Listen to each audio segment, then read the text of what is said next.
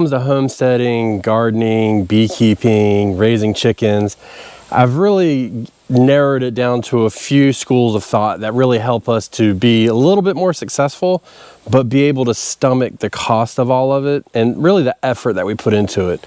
So, you know, when it comes down to it, there's many different ways to go through this whole journey that you, obviously if you're watching this, you want to be part of the journey, or you are part of the journey, and you develop your own strategies over time. Well, these are my strategies. This is where the bulk of the action comes in for our homestead. We've got our main garden here, which again, we're going to be adding 4 beds here, and we're not really adding, we're just moving them over.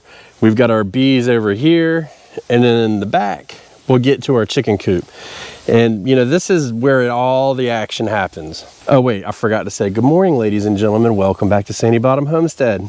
So, you know, it's one of those things, and being on YouTube, you know, having the Backyard Gardens podcast, we have an outlet to speak to a lot of people. And, you know, once people locally find out, then we speak to even more people. And we've learned a lot of things about the school of thought around homesteading and gardening and stuff like that. So clearly gardening is simply gardening. Homesteading is just got this, it's a broad term, and you can get down and dirty to the definition of it.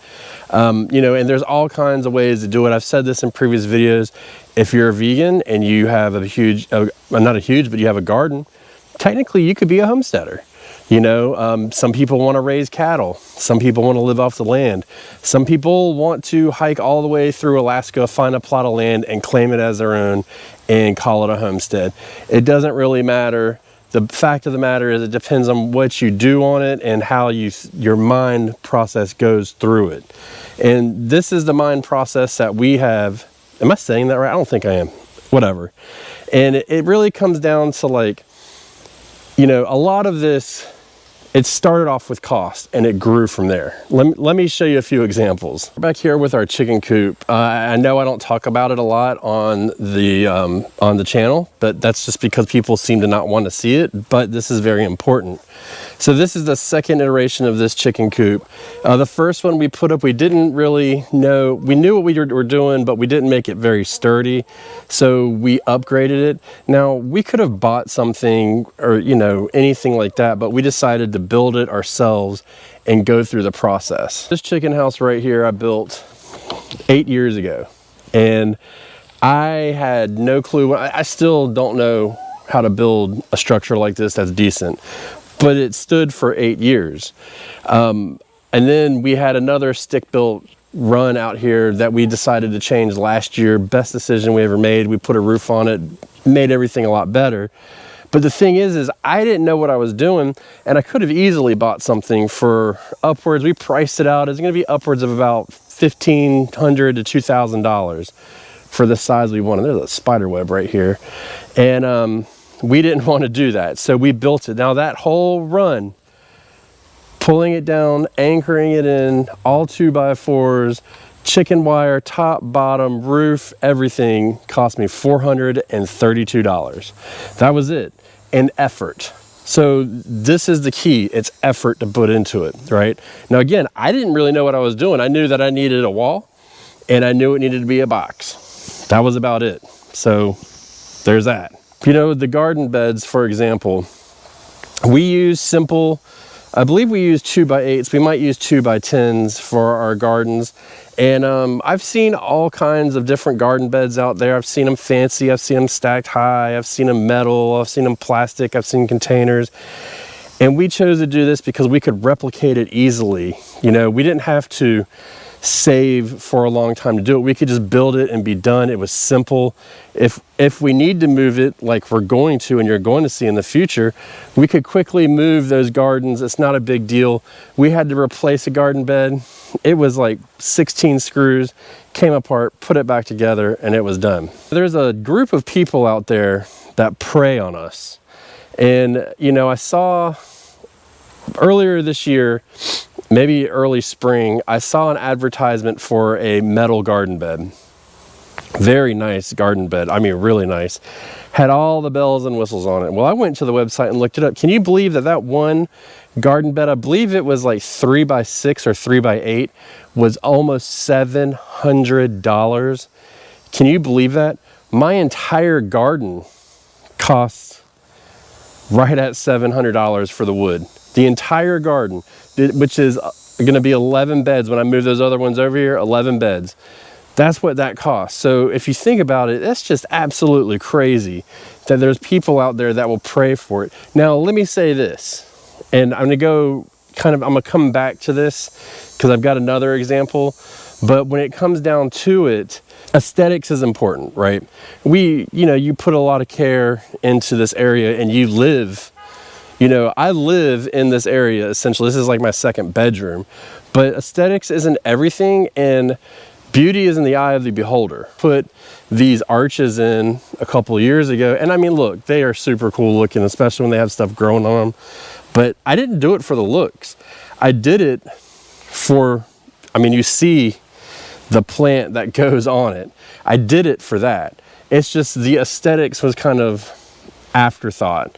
I just go back to think, if I spent $700 on one bed, multiply that by 11, what else could I have done in my garden for that price? That's a lot of money. So I just start thinking about it, and then I look at things and I say, I like that. Can I do it myself? So here's my newest invention. This is my prototype. It's a stool. I have yet to sit on it too. I'm gonna do it live on TV. But it's a stool. It holds my tools, and it's got a latch on it. And I made it. Used some crappy wood. So here for the first time, I use a router, which gives you this edge. And then here the wood was messed up, so you can see. And look, it's not perfect, but I made this, and it's okay. This has got character. It's just the first thing that I made like this. So it was a little bit more, some people watching this will be like, that's not complicated, but for me, it was actually complicated. This is a moment of truth. Is it going to hold? Oh, yeah, it holds. But you see, I just took it upon myself to say, hey, I saw somebody who did it, I looked at it, I figured it out, and I made it. Now, I've mentioned a couple times building things. I've done a video on my potting bench that I built, stuff like that. And I know there's a lot of people watching that's like, well, hey, I don't know how to build. Like, good for you. Well, you know what? Nobody starts out knowing how to build. You figure the stuff out.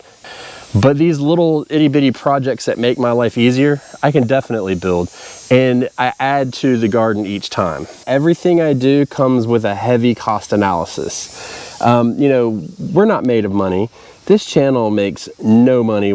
Every bit of money that this channel makes goes into buying stuff for the garden, or even the bees. That's just kind of the way it works. Like, the biggest bulk of our income comes from plant sales and honey sales. And even we sell a few eggs here and there, which just pays for chicken food. So, it's not like we're raking in the dough by any stretch of the imagination. So everything that we do has a cost analysis to it. And it's, we weigh the pros and cons, and is it really worth it? This greenhouse was a big issue when we bought it. We were thinking, we had to look at it and say, well, what's the cost? And what can we realistically get out of this garden? Or out of this greenhouse. And so we kind of weighed the analysis about it, and then we went to it. Now, obviously we bought it.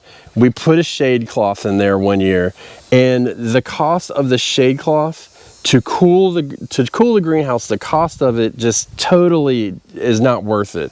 You're talking, if we were to buy, first of all, we have to run power out here, put fans in, alter the greenhouse, put shade cloths in front of it. You're talking $1,000 for an $800 structure that we're happy with the way we use in the winter time and not using it in the summertime. So it's not really that big of a deal to us. So buying seeds. So I set myself a strict budget every year. And, we did start selling seeds this year, so we have access to seeds.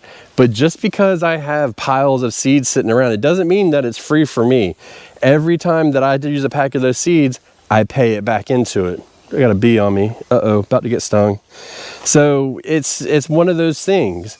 You have to analyze each individual piece that you do and say like, hey, is it really worth it? The bee yard, which I would take you closer, but the bees are super active this time of year. The bee yard, I want to talk about a cost analysis situation. I mean, you're looking at thousands of dollars here alone and effort, but when it comes down to it and you start getting the honey and stuff like that, then it kind of outweighs it to an extent. We had a pretty good honey harvest this year, but we didn't have a full honey harvest. So we're waiting to see what this will provide us between this and our other farm that we have. We're interested to see how much it's actually going to provide in the future. This is only my second year beekeeping, so we've done really well, but we had to kind of scale it back a little bit and, you know, kind of mind what we're doing. Look, nothing's quick in any of this. Nothing happens fast, and patience is a big part of this. Patience is key. I mean, in the world we live in with TikTok and shorts and reels and all that stuff, attention spans have gone down. When it comes to the garden, there is no quick fix. I mean, let me give you an example. We have this Brussels sprout here, and it's gotten attacked pretty good. Now we're gonna fix this, and we've started to fix it, but it's going to take time. It's just plain old time. You can go through this garden and we can absolutely find examples. Here's another one where it's getting attacked. This is a broccoli, and you can see that it's starting to have a rough go. So we need to stay on top of it, right? And that's what we do. Like right now, what I'm doing is I'm killing the cabbage moth worms on them, and then we'll keep treating them, and it will take time for it to grow back. It's slow. You have to just stay the course and arm yourself with knowledge. Arm yourself with knowledge. And that doesn't just mean watching YouTube. That means reading. That means doing all kinds of things. We've done some interviews on the Backyard Gardens podcast in the past. We don't really do a lot of them anymore. It's just logistically a little challenging for us. But what I recognized from everybody that was a higher level gardener is they basically obsessed over everything. When I say obsessed, they studied, they read, they watched, they learned, they discussed, they figured out what to do and how to do it, and really stay the course. You know, don't veer off in another direction. Stay the course and keep it real. And that is something that's going to get you through all aspects of what we're doing here. I mean, you know, you take, for instance, these plants are going to be in the ground for months. So to expect something to happen fast for them is very misleading. You know, if you get a disease, you've got to turn it around, or you've got to pull it. And sometimes you just have to do that. Failure is an option. It is absolutely an option, and it is a-okay to fail. You need to learn how to accept that. Failing is going to help you in more ways than succeeding, because when you fail, you come back and you learn what happened, how to fix it, how to avoid it next time. You want to talk about failing? That bee yard over there is unforgiving, and it's okay to fail. It is 100% fine to fail. It's okay for your rutabaga bed to fail. It's okay. Because a lot of times, you know, people, and it's very cliche, but Bob Ross always said happy accidents. I mean, it's absolutely true. If you make an accident like this bed failing, then we know that we need to let it rest. It was worked way too hard for too long. So we're gonna let it rest, and it'll bounce back, and it'll be good next year. And we just know that we need to do these things. So failure is absolutely an option. And I recommend that I know it sounds stupid, but I recommend that you fail, because then that will trigger you to learn more about it and then really tackle the issue. For instance, look at this. You see all of this mold growing around these alfalfa pellets that I put down. I've had this before. Once it dries out, it goes away. I can stir it up and kind of kill it, but it goes away. It's just because it holds a lot of water. And so you kind of get this from time to time, but like when you first see it, you freak out, and it's just like, be calm, stay the course, work the problem, and it'll go away. Nothing in what we're doing fixes itself. Let me tell you, Absolutely nothing. It always will get worse unless you intervene to do something for it. Almost always. So, you know, it doesn't matter if you're raising cows, chickens, pigs, you've got a 500-acre field, you got 38,000, you know, bee colonies. It doesn't matter. You're going to have issues that arise, and we need to work to fix them and manage the problems appropriately. The thing I like about the garden, I like about beekeeping and even chickens, is everything is very rudimentary. I mean, you can get as technical as you want, but if you can manage this, you can manage all that out there. So just try and stay your course. Know what you want. Make goals for yourself. Each year, make a goal. Try to further your knowledge a little bit farther and be realistic with yourself. Don't plant, you know, 4 tomato plants in a 4x8 bed and say your goal is to get 200 pounds of tomatoes. You know, be realistic and just continue to stay the path, and you're going to make it. And if anybody, you know, has any questions, definitely let us know below. But cost analysis, and being realistic are like the 2 main things that you can do, and just hard work. And if you need something, make it happen.